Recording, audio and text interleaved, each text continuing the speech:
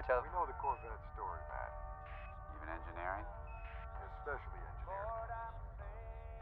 We're going to miss you, Matt.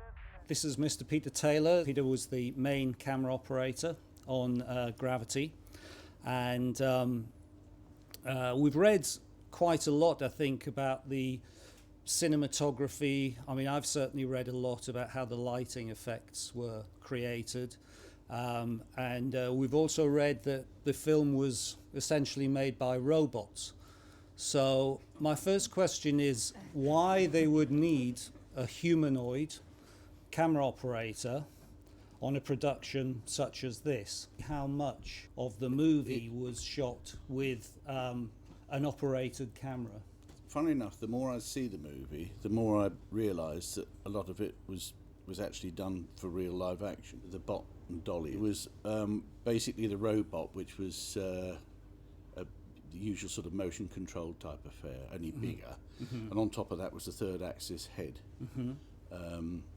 So a lot of the sort of tumbling around stuff outside and the stuff when they're smaller in frame was done with that. And I think when they got onto the fuselage, if you know what I mean, of the spacecraft, the exterior of the spacecraft, and they were actually started to work on things and the dialogue between them. That was when we took over. And I think the original concept was that they were going to use a camera robot for everything, but they sort of decided that the problem with that was that obviously people don't do the same thing twice. It's very difficult to, you know, you've got puppeteers and people on wires and God knows what people actors.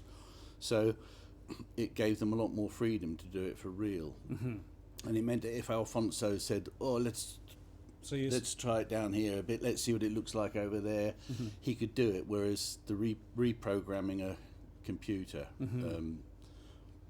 motion control rig is a sort of like a 2-hour job. You mentioned when you did use a conventional camera rather than the robot camera, you used a 3-axis head. Yes. Now, just for people in the audience who aren't quite sure what a 3-axis head is, we used what they call a 12-wire rig. So when Sandra was like, if she was floating around in the spaceship, she'd be in that sort of position with a bit like a puppet, really, because the wires would adjust her positioning, and obviously we would roll or whatever to get her to going different positions. So basically, with the third axis head, you've got, as I say, you've got that, haven't you, pan, and you've got that which is tilt. The third axis enables the camera to do that and all that, and a full roll head means that you can actually go 360 with it. If you were doing a thing with a model airplane or whatever, and you not a model airplane, I mean like you were doing some airplane stuff against a green screen, and you wanted to fly the airplane, you'd be doing all that with the camera, wouldn't you, and changing the angle, because the airplane doesn't need to do that. It can just be like static, and you do that, and then you can fly in and out of shot, etc. What happens with a roll head is that when it goes to 90 degrees, if that was the top of the camera, everything's okay up to about 45 degrees. When you get around to 90 degrees, weird things start to happen. The tilt becomes pan, and the pan becomes tilt. And if you think about it, it's because that's up. I'm looking up, aren't I? That's up and that's down. So I'm still doing that, but I'm doing that. Now my monitor now tells me that that's up and that's down. But it isn't, is it? It's right and that's left. And then when you get around to 180 degrees and the camera's upside down, pan becomes pan again and tilt comes back to tilt, but now they're reversed. So that doesn't help you. And then when you go around to the next 90 degrees, they're reversed again, but they're both going different ways. So it's a complete... It's brain damage trying to operate, to be honest.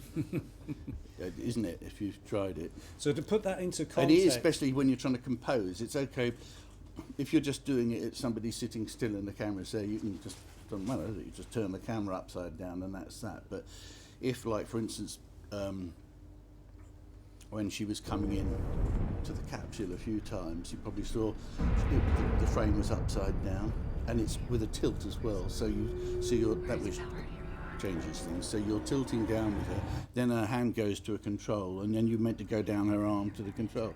So there were times when you sort of kind of think it's not really doable, but we did manage. So in effect, the whole film, right from the beginning, was storyboarded, and what they call an animatic. Basically, or yes, previs, exactly. Yeah. The shots would be loaded onto my laptop, so I could go off with that and the team. We'd go through the basics so that we could work out where, for instance, because everything was done on a crane, obviously, and we decided it was better to use a fixed crane as opposed to a telescopic one, because it just to uncomplicate the elements as much as possible, if you know what I mean. Because that would have just been something else to worry about. And you know how if you're doing a with a crane, if your levels aren't exactly right, just going in and out is going to alter your height. So we thought it'd be better to use like a fixed crane. Also, I guess the fixed crane would be lower profile. Because a telescopic crane has quite a big. It's quite a big arm. Very much. I don't know if you've all seen a telescopic crane working, but the fixed length arm crane can be very narrow and therefore easier to poke into. Also, we had a custom built remote head from Moses system, and it was made like a sort of lattice arrangement, so it was small and light. And why was it designed specifically for the job? Two reasons. One was designed specifically to go onto the bot and dolly, as they call it, on our stage, because on a motion control rig you can't use a stabilised head, can you? Because it fights the robot. No, it says, the robot says, come over here, and it'll say, no, I don't want to do that, because it wants to do something else. So we couldn't use stabilised heads. So to keep the light profile down, it needed to be small but very strong. So that was the original concept for our stage. And then basically they made a copy of it for us, so that for the same reasons, basically. But he likes to shoot on very wide angle lenses, as you could obviously tell, and we went in really tight on when Sandra's in the Sawyers, especially. The camera is in here and it's going around all over the place, and then she picks up the book and we go, whoa, and we're in, it's almost like that. We're into there's the amazing shot. Then she goes to we're up. She looks out of the window. You have a reflection as the fire starts. Oh, that was a 12-bar rig. Yeah, that was a tricky shot. Yeah, then you actually have to invert the camera. Yes. And follow her back down the set. Yes, that was done for real, that shot. Building, and then onto the monitor at the end to show that the fire has one of them broken out. Yes.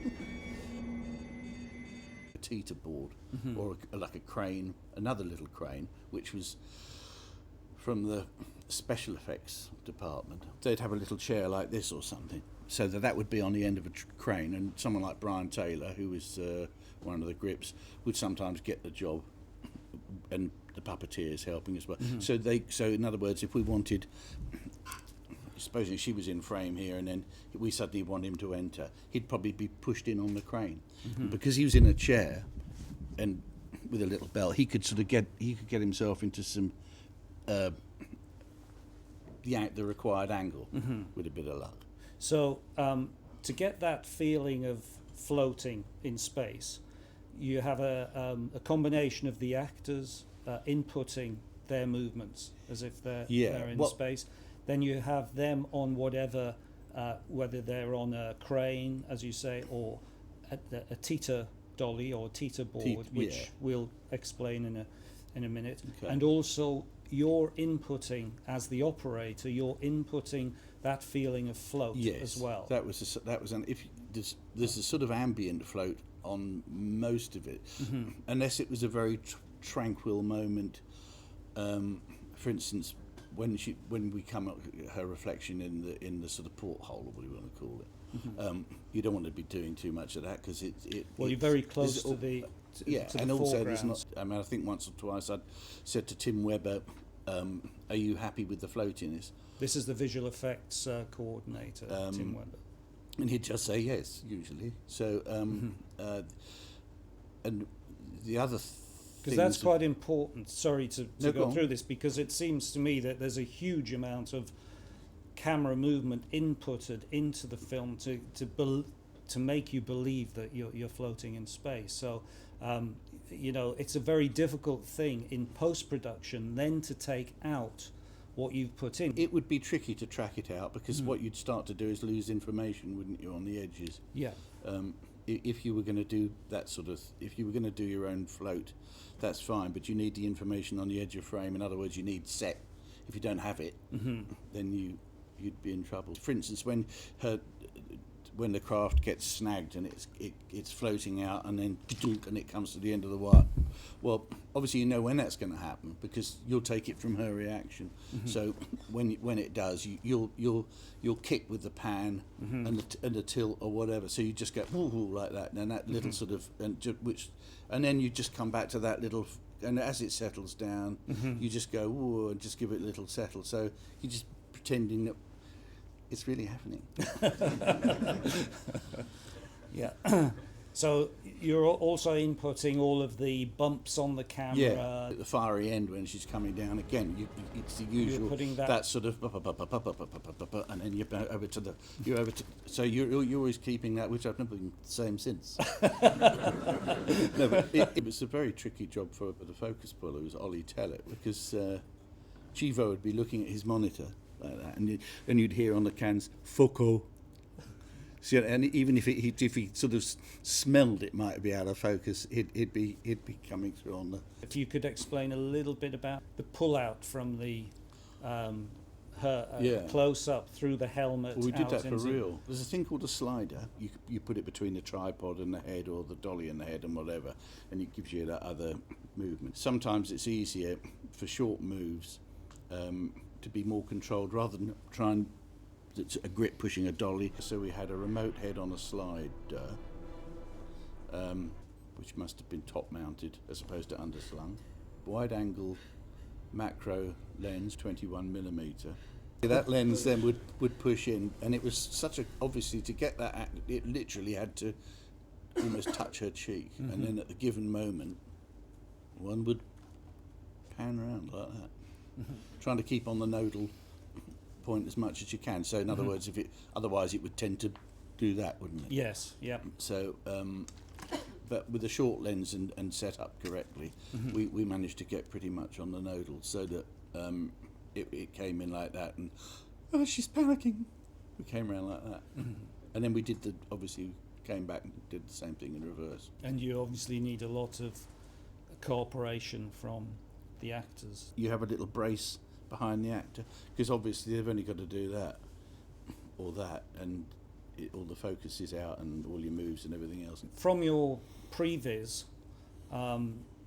you would obviously at times deviate when you come to actually execute the shot or rehearse. How much was that the case? I mean, I used to set up a little desk next to the controls and the monitors. I had a witness camera as well, so I had two monitors, and then I'd set up my laptop adjacent. It'd have a lovely little red camera, and it would turn green when you pushed play on your computer, and it would and that's when the shot started in theory. So you could watch the roll angles and the height above the floor, and you'd have obviously an image of the astronauts doing whatever. So there would be a mapped out sort of three-dimensional image of what they'd originally. It was going to be on a sort of robot, so it was on a crane. And anyway, there was the camera moving around, and then there was a couple of little pictures. One was a sort of lighting reference, and another was a reference that you basically saw on there, which was just what the camera sees, if you know what I mean. I discussed with Pat Garrett, Grip, and everybody else, and we'd say, "Oh, what do you think? We'll need to go underneath here. We need to," and we could look, and then we'd all have a little meeting. We'd all come together and say, "Oh, look now, it looks like we should be a bit higher there," etc., etc. And eventually we'd nail it down. So some of the moves were very tricky and could could take a day to rehearse. When Alfonso would come down, he might say, it might be better if we're a little higher here or a little lower or whatever. And then I think once there was a pretty tricky shot, and he actually said, he inverted us 180. And I just said to the boys, don't worry about it, just go for it. And we actually did it in first take. We sort of, it worked by some miracle. But that at least it gave him the freedom, though, if he did want to have a look and play with the angles, as I say, which he wouldn't have got if we were using if they were using a motion control. Were the sets constructed so that bits, they flew? The Sawyer's away. was like a what do you want it? Terry's oranges thing, segmented. The control panel, she's basically like this, and the control panel is probably where my fingers are. She could just about reach the button. So obviously to get a nice shot into her face, bearing in mind we're on very wide angle lenses anyway, and there are various controls and things, so our lens would be floating around here, and then at a given moment, as soon as things were just slightly out of picture, they were on a rail, so that the front segment could slide out, and then we'd be pretty much in front of her for those moments, and then at a given time again we'd come out. I think the longest shot and one of the most complicated ones was the one we did when she decides she's had enough, and decides to turn the air off, and then we went up, if you remember, and saw the thingies go down, and then there's a nice little piece and she's basically losing it, and then there's a light comes on her face, and we do a pan to the window, and there he is, yeah. And then from then on, that was pretty much done in one. And again, you can see the reason for the Dutch angle when we went in on her was to lose the seat next to him, to her, so that as we went in, we went like that, and we went over to 180 again, so to give him time to exit, and then at a given moment, we float out again, and there's the empty seat. You had worked with Chivo before, though, haven't you? Not really. Only 2 days on Sleepy Hollow, which was in 1999, I think. Well, you obviously made I think a big he said, impression. I must use Peter Taylor. It's fantastic. So I think it was a bit of luck. I think I was on a short list, and then someone must have said, yeah, Pete's okay on the handles. Yeah. And I had a nice interview with him, and I told him I did a thing called Flyboys, which was 10 weeks with flying airplanes in and out of shots, turning them upside down, wind machines, and I lit that and operated, and that was sort of a little claim to fame. And he said, "Oh, that's good, Cabron. You know what we're trying to do." So I think that helped, and I got the job basically. It seems to me, in your situation, you're sitting on a set of handles way back on the set. The arm of the crane is inside. You don't have any direct connection with the actor for making little adjustments. I mean, obviously we stayed as close. Obviously, you want to stay as close to the action as you can. But also, if you think about it, there wasn't that much. If there was a problem with an actor's positioning, that had to be done through. There was not much they could do about it, is what I'm trying to say, because either they were on a wire. So you couldn't have said, "George, can you go a bit to your left?" He'd have said, "How am I going to do that?" Because he wouldn't, because he's captive. He's either he's in some kind of rig. He's sitting on a chair. The puppeteers didn't go, "Oh, that's us then." No, it would be, but that's how. But I'm saying that's how you do it. You say, she's getting a bit edgy. You know what I mean? That classic thing, and they're getting too edgy, and then it starts to distort and look funny. So they would have to adjust.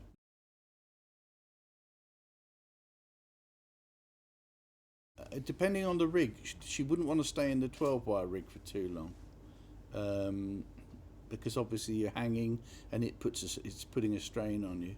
But we had some really good stunt girls as standard, who were very athletic, fit girls, and so we could do an awful lot with them. And she was very good. I mean, honestly, she'd really sort of worked out for the job, and she had her own gym, obviously.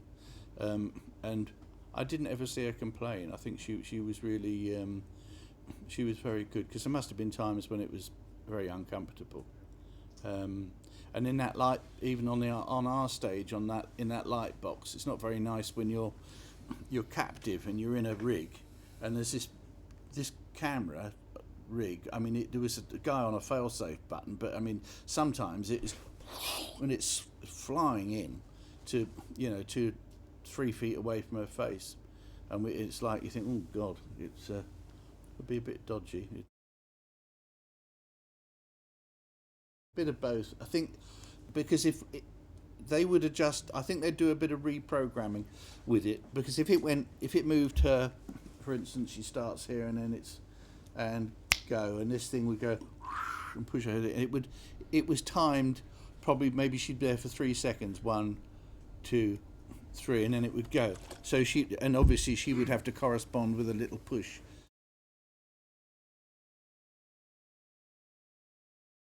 I don't know, it would never have been less than about 7 or 8, I would have thought, and probably up to, it could be 14, 15 if there's a particular little snag and she has something not timing out.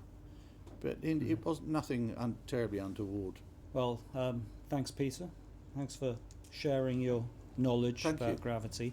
We'll have to wind up now.